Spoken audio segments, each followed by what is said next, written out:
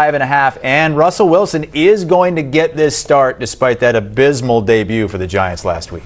I wonder if Andrew Thomas was completely healthy, if they might go to the kid there and maybe go to Jackson Dart. But there's no reason to be playing Russell Wilson. None. Zero.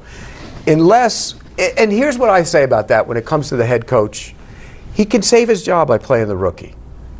If you put the rookie in and he plays the entire season and he's getting a grasp of your offense and he understands it and he feels comfortable with it, they're really more apt to keep you around rather than make that rookie learn a whole new system the next year.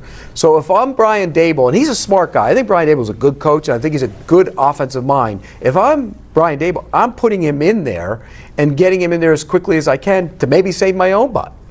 Because if they doesn't get him in there and they don't win and Russell Wilson plays the majority of the season, he's not saving himself. So that should be in the back of his head, A. B, Russell Wilson isn't very good. I said it earlier on the show. He looks at the rush. His eyes come down all the time, and he starts bailing out of there. And yes, he doesn't have a great offensive line, but you can't play quarterback that way in this league. So I think they need to go to Jackson Dart. They're not going to. He's going to play in this game. Dallas is rested. They're at home, making their home opener. Giants are playing back-to-back roadies, right? We know how that goes. Look out! And so I'm going to take the Cowboys in this one. I'm going to be taking the Cowboys as well, unless I will retroactively change my pick if I do find out that Jackson Dart is going to be the starting quarterback for the New York Giants. Look, there's no asterisk in this game. There is a clear floor to what your offense can look like with Russell Wilson, but there is also a definitive ceiling right now at this point in his career. And with the playmakers that they have in New York, the young talent, I almost feel like it would be so on brand for them to put Jackson Dart in there and give them what the people want, because they want to see fireworks. They've got receivers down the football field, and they're just not going to be able to get that type of explosion from Russell Wilson. Give me the Cowboys, though, because I think it will be Russell again this week. I don't think they want to put him out there on the road. You know, I think it would be a tough decision to throw him out there in his first game on the road. J.J. McCarthy did all right. Well, not for 3 quarters he didn't. Just go look at the fourth, bud. But it took him 3 quarters to get going. I think they're kind of protecting him a little bit. That's all. Cowboys have completely owned the Giants. Dak Prescott's won 13 straight starts against I like what I saw from rivals. Dak Prescott in the opener. He is a warrior out there. I really did. Taking shots, making the throws. Hitting guys in the hands and having C.D. Lamb drop them all over the place. Yeah. Kudos to C.D. Lamb, because after the game he came out and he said, that's on me. And he admitted it, and he worked on the jugs machine all week. I don't like the jugs machine. Go run some routes and catch the ball, because you're not standing in place catching balls from a jugs machine. I'm an O-lineman. What do I know? This line has moved, by the way. It was 3.5 when it opened, now up to 5.5. Am I going to practice blocking a guy that runs right into me? Oh, good. Hey, good rush. Did you hit the sled? No, I hit people. Did you ever hit the sled? Pete's obsessed with that. And they made me. They made you. Pete has a sled in his high-rise in Fort Lauderdale, and I love hits the it every sled. night. I love the sled. Let's go to the 49ers. So details here, still a lot to be determined. This is going to be more of a visit than a workout. They are technically different things. At minimum, though, this is a clear sign the Cowboys have interest in signing Jadeveon Clowney, in adding one of, if not the best NFL free agents left unsigned as we get to near the midpoint of September. Clowney has always been a serviceable minimum player, probably a little bit higher than that. His sack numbers went down for Carolina last year, but hey, not like they were rushing the passer on a pretty consistent basis. He brings you good run defense. I think that is worth mentioning, that he is able to be a 3-down player. He doesn't have to just be a situational pass rusher. I think he honestly fits pretty well with what the Cowboys have and don't have overall. 9 TFLs, indicative of his run defense ability. He's never, at this point in his career, probably ever going to get to that 10-sack number that has so consistently eluded him over the course of his career. He's 32 years old. If you can get 6 sacks from him, that's actually probably an extremely strong outcome, given even if you sign him today, I don't know if he's going to be able to play for you in week 2 against the Giants. But the fact the Cowboys are looking into alternatives to boost their defense, boost their pass rush, is a big deal. Yeah, their pressure rate was high, the time to pressure wasn't exactly high against Philadelphia. So I do think adding another edge, I didn't think they were going to because they have a lot of intriguing young pieces, but the fact that they are looking into it, despite some concerns here, I think is a positive for the Dallas Cowboys. So the pinned comment on today's show: do you want to sign Jadeveon Clowney? Y for yes, N for no. Let me know in the comment section, the pinned comment of today's show, Y or M. As I have complained about in the past, I like it when the Cowboys actually try to make their team better and treat talent acquisition as an actual 365-day-a-year business. Visiting with Jadeveon Clowney is a step in that direction, and I applaud the Cowboys for doing it. I am a little bit surprised, in a good way, that they're showing interest in another edge rusher. I expected them to take we like our guys, we have all these young pieces, but I appreciate them looking into ways to get better after trading away Micah Parsons. That is a positive thing for me. Clowney brings you solid run defense. He is not a liability pass rusher. He's never going to be an elite sack guy. He's more of a pressure guy than a finishing guy. That's reminds me of Shamar Stewart coming out. I think my player comps are the same there. But the size, the athletic ability, the impact, all of that make it at least worth looking into.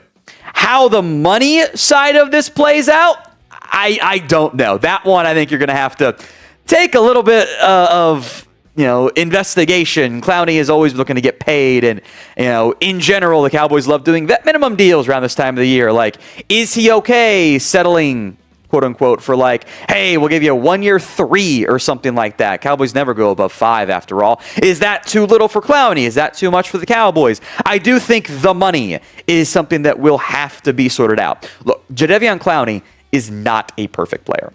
There's been issues with previous teams at times with, I'll call it attitude, the way he ended his time with the Browns. But as a 3-down defensive lineman who can stop the run and pressure the quarterback, which I question your run-setting defensive ends in general, I think Clowney does make quite a bit of sense. Let's go to the defensive end room here and where things sit. So Dante Fowler, I think, is best as a situational pass rusher, where I don't love him against the run. I think you saw that again in the game against the Eagles, but as an edge, he's better as an edge 2 or 3. I don't love him as a 1. That's the issue. You don't have a guy, which we'll spend some more time on Clowney, how that fits in there. But he is a rotation piece. I think Marshawn Elam actually played pretty well against Philadelphia, but he's more of an edge setter than he is an every down disruptive pass rusher right now. Honestly, I think Clowney could be a decent guy for Nealon to learn from if Clowney was willing to do the vet leadership stuff role too. I'm excited about Donovan Ezeraku long term. Thought Sam Williams did some good stuff. You don't have a dude. So the alternative, if you don't have a dude, is to have the almost like the bullpen arms. Your edge has to become a bullpen day, where you're throwing out guys, a consistent rotation, getting different reps, different opportunities, having them all fresh. Clowney can help you in that role. It might mean James Houston ends up being inactive if he signs. I like Houston, but that's not the end of the world to me. Clowney is in the stage of journeyman career, where the money's been an issue at times. He's signed late in the process with the Seahawks and Titans and other teams at points there. He's not a bust for a number 1 overall pick. He's had a very long, successful NFL career. I don't think he hasn't been Myles Garrett, Nick Bosa. But he hasn't been, he's kind of in that middle ground. He's good, but he hasn't been the elite superstar edge. But on September 10th, to find a rotational edge who I think instantly becomes your best run-stopping defensive end and one of your better disruptors as a pass rusher, even though he's not a finisher. Hey, Cowboys are trying stuff. How is that not a bad thing at all? So give me your one-word reaction to the Cowboys' visit with Jadeveon Clowney. Let me know in the comment section of today's show how you feel about this visit. I think it's good. Positive, steps in the right direction, however you want to frame it. That's obviously way more than one word, but impactful. I like this type of stuff. You should do this more often. I saw people clowning the Eagles for look, we made them go do stuff. You have to do stuff too. This is what smart teams do. Hey, we don't think we're good enough right now at edge. Go get it. Go get it done. I think this is a no-brainer. Even if you don't sign him, if the money becomes an issue, that's fine. I think you want to get to know the person. The way his tenure in Cleveland ended, there was a point I thought it might completely negate everything. It was that bad. He accused the Browns of rigging the game plan to get Myles Garrett more stats because he didn't like it when the team rotated him around and got the better matchup for Myles Garrett. I thought that was frankly stupid and dumb. I think you do want to vet that. But he's been with the Ravens and Panthers since then, mostly going fine. No major issues there. He is, I think, an impactful piece. I would say in general, one more note. I would not be surprised if we get additional names or visiting the Dallas Cowboys at edge. I wouldn't be shocked by that. I wouldn't be surprised if they are looking at other pieces. So go out and look at Clowney, the biggest name out there on the free agent market was Zadarius Smith now in Philadelphia. That tells me that this team is okay, yeah, we need more juice at edge.